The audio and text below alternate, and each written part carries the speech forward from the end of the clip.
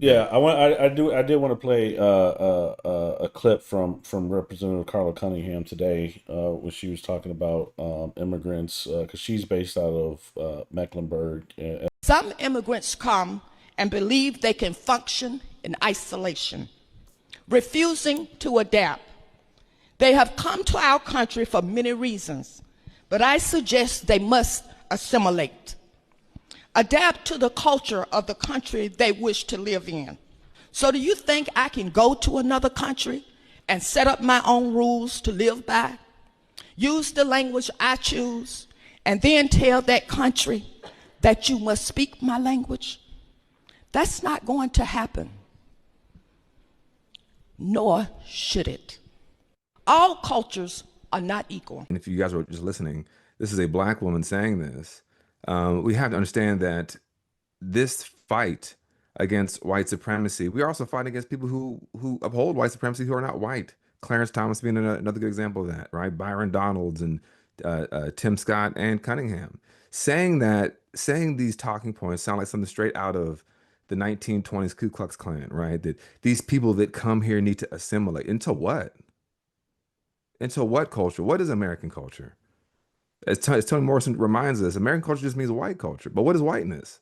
That's also made up. Like if you're gonna talk about, well, I ate this, right? Well, that's French, that's Scottish, that's Irish.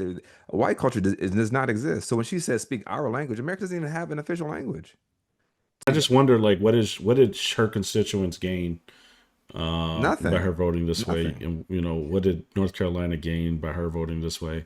You gain nothing ever out of out of out of uh out of divisive politics. You gain nothing. And people who think that there's some sort of short-term sugar high from voting like this or making a speech like that, and gets, you get some thumbs up from the folks across the aisle, those people themselves have already lost their humanity. We've talked about this multiple times on the show. The Democratic Party is a captured opposition. A captured opposition party means that when it comes time to do the things that are truly populist for the people, right? Raising the minimum wage, making sure we have sick leave, making sure we have expanded health care, they can't find the votes. Parliamentarian. Someone's out sick in the General Assembly, in the State House. Someone, I don't know, they're kind of waffling. They're trying to scale it down. But when it's time to help the overt fascist party hurt people, they can always scrounge up just enough votes. Just enough votes. That is definitionally, and that's I gave you two examples from the state level and excuse me, at the federal level and the state level of how the Democratic Party to this day. I was actually just going to quickly point out the hypocrisy from Cunningham in her own website, where she talks about racism and violence. She says, um, uh, change is difficult and not welcome when the task seems so difficult. However, we must seek a change in a partial criminal justice system. We must begin to dialogue in our communities on the issue of racism.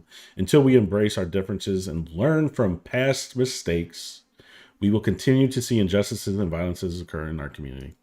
I don't know, just As she repeats the talking points of racists. Words to Um, live by, but certainly not ones to govern by, I suppose. Not at all. Not at all.